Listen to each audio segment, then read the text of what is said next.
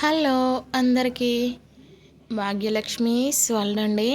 ఎక్కువ క్వాంటిటీలో మామిడికాయ పచ్చడి అండి అమ్మ చేత్తో పెడుతుంది. ఒకసారి చూడండి. ఇవి 8 కేజీస్ తీసుకొచ్చిండండి డాడీ.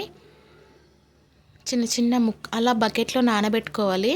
ఒక డే ముందు తీసుకొచ్చినవి ఒక 5-6 అవర్స్ అన్న నానాలని. నానిన తర్వాత చిన్న చిన్న ముక్కలుగా కట్ చేసుకొని అలా పెట్టుకోవాలి. 7 కేజీస్ వక్కలండి ఇవి కరెక్ట్గా.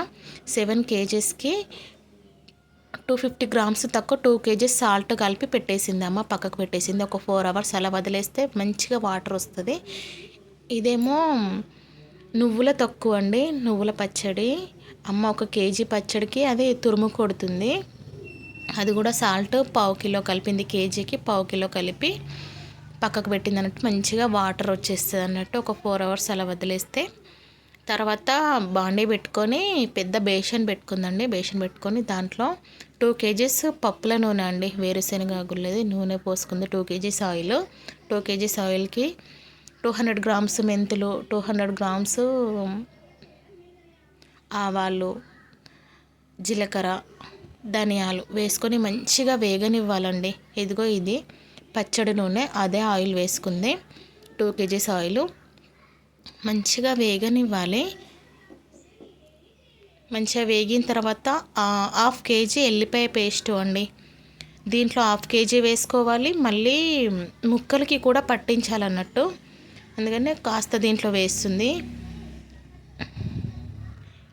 ఓన్లీ ఎల్లిపాయ పేస్ట్ అండి. మంచిగా వేగనివ్వాలి. ఇది కూడా వేగిన తర్వాత కొంచెం చల్లారనివ్వాలి. ఎంత బాగా చల్లారితే పచ్చడి ఎంత బాగుంటే స్టిక్కీ అవ్వదు అన్నట్టు, నల్లపడదు, మంచిగా ఉంటుంది రంగు రుచి అనేది. అందుకని మంచిగా చల్లారిన తర్వాత కలుపుకోవాలి. ఒక 2 అవర్స్ అన్న పక్కకు పెట్టుకోవాలి. నూనె మొత్తం చల్లగా అయిపోవాలి.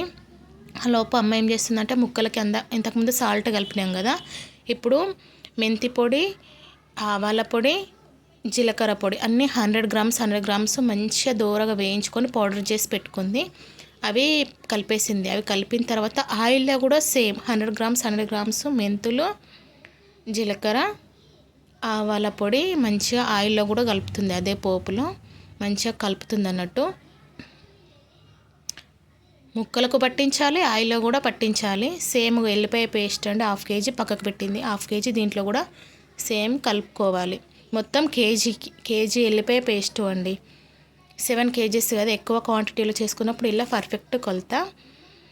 కేజీ కారప్పొడి అండి, ఉప్పు లేకుండా పట్టించింది. చూడండి అమ్మ పెడుతుంది. అమ్మ బాగా పెడుతుందండి పచ్చళ్ళు, ఒకసారి ట్రై చేయండి. కేజీ పొడి వేసుకుందండి 7 కేజీస్ వక్కలకి. మంచిగా కలుపుకోవాలి. కలుపుకొని ఆ ముక్కలు దీంట్లో వేసుకొని ఒక జాడీలో ఎత్తుకోవాలండి. ముక్కలన్నీ దీంట్లో వేసుకొని మంచిగా పట్టించి జాడీలో వెత్తుకోవాలి.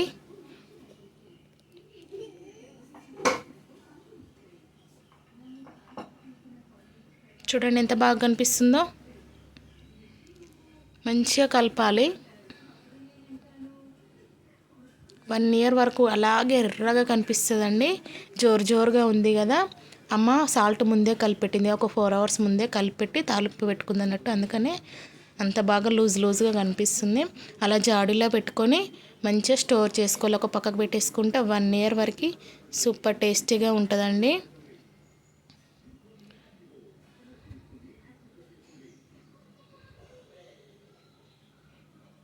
చూడండి ఎంత బాగా కనిపిస్తుంది. అమ్మ ఎప్పుడు అలా కవర్ చేస్తుంది. క్లాత్ వేసి మంచిగా ముడేసి కవర్ చేస్తుంది అన్నమాట.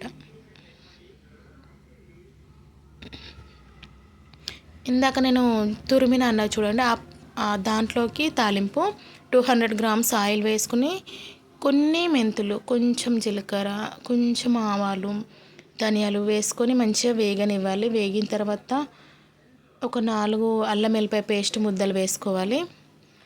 4 ఎండుమిర్చి కట్ చేసి వేసుకోవాలి. కొంచెం క్వాంటిటీ కదా, 1 కేజీ కదా, అలా అందాద కొద్దీ వేసుకుంది అమ్మ. వేసుకొని నువ్వులు వేయించి పౌడర్ చేసిన పొడి అండి, అదే కలుపుతుంది. సేమ్ అందులో కూడా మెంతులు, కొంచెం జీలకర్ర, కొంచెం ఆవాలు కలిపేసి ఇలా ఆయిల్లో వేసుకొని మంచిగా కలపాలండి. కలిపి సేమ్ అది కూడా ఒక డబ్బాలోకి తీసుకొని స్టోర్ చేసుకోవాలి. ఇది ఒక 1 మంత్ ఉండిపోతుంది. 1-2 మంత్స్ అయితే మంచిగా ఉంటుందండి. ఇది నువ్వుల పచ్చడి కదా, సూపర్ టేస్టీగా ఉంటుంది. నచ్చితే లైక్ చేయండి, షేర్ చేయండి, సబ్స్క్రైబ్ చేయండి. Thank you.